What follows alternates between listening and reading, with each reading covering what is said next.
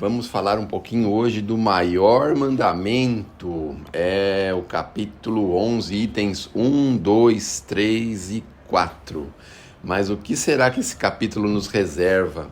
E qual seria esse maior mandamento? Olha o que Jesus responde: amarás ao Senhor teu Deus de todo o coração, de toda a tua alma e de todo o teu espírito. Este é o maior e o primeiro mandamento. Mas tem um que é semelhante a este. Qual que é? Amarás o teu próximo como a ti mesmo. É interessante que as pessoas às vezes pensam em amar a Deus, mas não amam o semelhante, né? Tem dificuldade de amar o próximo, né? No farol, na rua, no posto de saúde, no atendente de balcão, no caixa do supermercado, no guardador de carro, no limpador de para-brisa lá dos faróis, né? A gente ama muito a Deus, mas dificilmente a gente consegue amar um pouco mais o nosso próximo, né? E a sugestão de Jesus é justamente essa, que a gente saiba que para amarmos Deus com integralidade, com todo o nosso sentimento, com todo o nosso amor, com toda a nossa possibilidade, nós não prescindimos amar o próximo, porque o próximo está tão pertinho da gente. Porque também é fácil, né, dizer que a gente ama a Deus, a quem a gente não vê, e não ama o nosso semelhante a quem a gente vê, não é mesmo? Não é mais fácil a gente amar assim um ser maior do universo, que a gente vai demorar um pouco ainda para chegar perto, do que amar aquele que está pertinho da gente, o nosso vizinho, aquela pessoa na rua, o carroceiro da rua, né? Aquela pessoa que nos incomoda, aquela pessoa que está pertinho da gente. E o mandamento maior é justamente esse, que nós precisamos fazer ao nosso próximo o que gostaríamos que nos fosse feito. Meu Deus do céu, que coisa forte que é isso, né? Tratar os homens como queríamos que eles nos tratassem. Olha que coisa legal que é isso. Então, uma vez estava ouvindo um expositor, se eu não me engano, eu acho que era o doutor Haroldo, algum desses bem conhecidos, e ele estava falando mais ou menos nesse sentido, que no sentido de amar ao próximo, não é uma coisa assim meia subjetiva, não. A gente precisa amar com as nossas fibras do coração.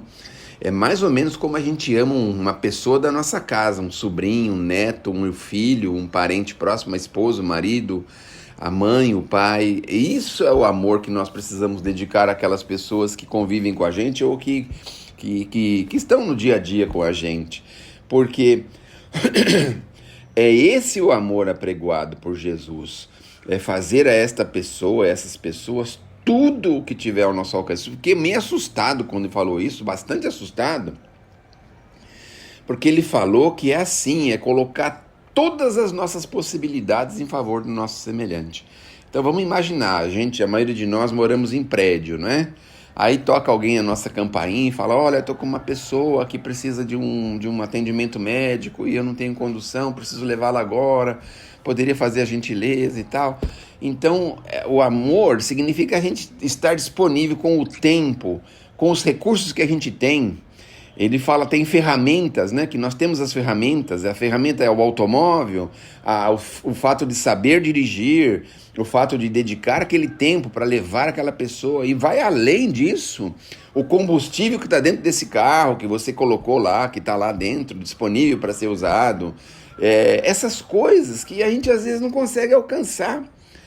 Porque a gente muitas vezes faz o mínimo possível e não tem ainda aquela certeza de que nós precisamos fazer tudo o que for possível. Olha só que coisa. Então, se uma pessoa aborda a gente na rua, estou falando que é o ideal, não estou falando que a gente faz, né? O ideal é esse, é buscar esse ideal.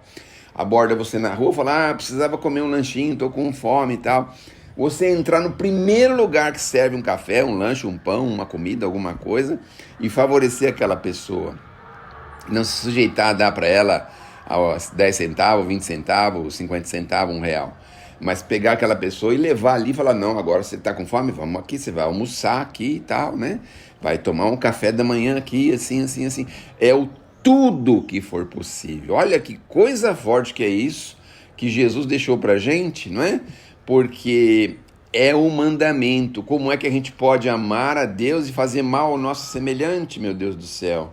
É muito complicado, é muito difícil pensar nessa direção. Então, vamos em frente aqui com as nossas elucubrações do Evangelho. Aí no capítulo 3, o Kardec reserva mais uma passagem de Jesus. Ele diz assim, daquela passagem do servidor que estava devendo, né, para um senhor, e o senhor vai lá cobrar, ele pede um pouco de paciência, e o servidor não tem paciência, e manda colocar ele na cadeia, né, e depois, esse mesmo senhor tem uma dívida lá com uma pessoa superior a ela lá, e ele é perdoado na dívida. Só que alguém fala para esse senhor aí que aquele que recebeu o perdão da dívida estava cobrando com prisão o outro semelhante, né? E aí esse senhor então manda chamar ele e fala: escuta, como é que você não perdoa uma dívida? Se você foi perdoado por mim, o certo era você perdoar o outro também, não é mesmo? E aí ele pede então, recapitula a dívida toda e manda colocar aquele que cobrou a dívida que tinha sido perdoado na cadeia, até que ele pagasse tudo que devia. Aí tem o seguinte, né? Como é que a gente paga alguma coisa na cadeia preso? Difícil, né? Quem é que tem que se mobilizar para isso? Quem está fora, né? E quem é que está fora normalmente? São os familiares, né? A esposa, pai, mãe, irmão, alguém tem que se mobilizar. Porque na cadeia a pessoa não consegue fazer nada. Ah, tá, vou vender um lote de terra, vou vender alguma coisa que eu tenho, mas a família que tem que se mobilizar para fazer isso. Então, vejam as dificuldades que a gente muitas vezes tem, porque a gente o tempo todo as nossas dívidas têm sido reconsideradas. Vamos imaginar que nós estamos diante de um credor, e aí toda semana a gente chega perto dele, chega lá, e vamos pegar o relatório dele. Aí pega o relatório e fala: nossa, você estava devendo 1.000, mas essa semana você acabou endividando com mais 100, né? Então fica 1.100. Aí ele renegocia a dívida dos 1.100. Então vamos fazer em 10 parcelas de 100, né? Mas então faz assim, vamos fazer em 11 parcelas de 100, né? Então ele renegocia. Então, falar com o Criador no sentido de renegociar as nossas dívidas. Aí as pessoas pensam assim: meu Deus do céu, mas só se fala em dívida, dívida, dívida, dívida, mas que isso? Na verdade, a gente precisa se reajustar perante as leis, andarmos de acordo com as leis, porque se a gente não fizer isso, como é que a gente vai entender e viver num mundo melhor ou em mundos melhores? Eu, certa feita, faço uma reflexão no sentido de que a maioria das vezes a gente não conseguiria viver em um país mais organizado. A gente reclama tanto do Brasil, mas se a gente for viver num país muito organizado, a gente tem dificuldade, sabe? Com leis de trânsito, com leis lá próprias, né? Não pode soltar o cachorro na praça, não pode, sei lá, jogar um chiclete no chão, não pode jogar uma bituca de cigarro, não pode isso, não pode aquilo. A gente não consegue, porque a gente não tem condição disso. Então, mais ou menos significa que nós estamos nos preparando para conviver, não é? Aí você pensa em mundo superior, a gente vai viver com essas máscaras que a gente adquiriu aqui na Terra, né? Para o delegado de polícia é uma máscara, para a esposa é uma máscara, para os filhos é outra máscara, para os amigos é outra máscara, na hora do futebol é outra máscara que a gente tira ou coloca, sabe? Será que a gente vai conviver assim em mundos superiores? Então a ideia no fundo, é um reajuste que nós precisamos ter perante essas leis, para que a gente possa nos habilitar para convivermos em condições maiores, em condições melhores, não é? Então, por exemplo, aí o pessoal fala: vamos fazer a carteira de motorista, a brincadeira que nós fizemos agora há pouco. Aí tudo bem, você vai lá, tira a carteira de motorista, mas aí se você quiser estar habilitado para carregar, andar com um automóvel, um caminhão mais perigoso, um caminhão maior, alguma coisa maior, você tem que voltar lá e se reabilitar, ou seja, fazer aqueles cursos, aquelas coisas, passar por aqueles testes, né? Então a gente não quer mais o caminhão, quer andar agora de avião. Aí você tem que ir lá e tirar tudo aquilo lá e fazer tudo diferente para você se habilitar a pilotar um avião. Não quero mais avião, eu quero um helicóptero. Então, para tudo tem essas habilitações. E nós estamos na Terra nos habilitando. De uma forma ou de outra, é uma habilitação que nós estamos fazendo para que a gente possa conseguir conviver em mundos superiores. Aí vejam bem, a gente está no mundo superior, né? Vamos imaginar, só imaginar, né? Eu nem posso rir aqui, meu Deus do céu. Mas olha, a gente vai imaginar que está no mundo superior. Alguém fala assim, olha, precisava fazer uma visitinha lá na Terra, porque tem uma pessoa lá que tem o merecimento de receber um apoio, uma ajuda e tal, né? E aí você desce lá, vê o que você pode fazer, dá um apoio lá para essa pessoa e tal, né? A gente chega aqui e vê aquela pessoa teimosa, preguiçosa, sei lá, com um monte de problema, né? É mais ou menos a semelhança daquele do Pedro, quando Jesus foi descansar um pouquinho. Isso está registrado no livro Boa Nova.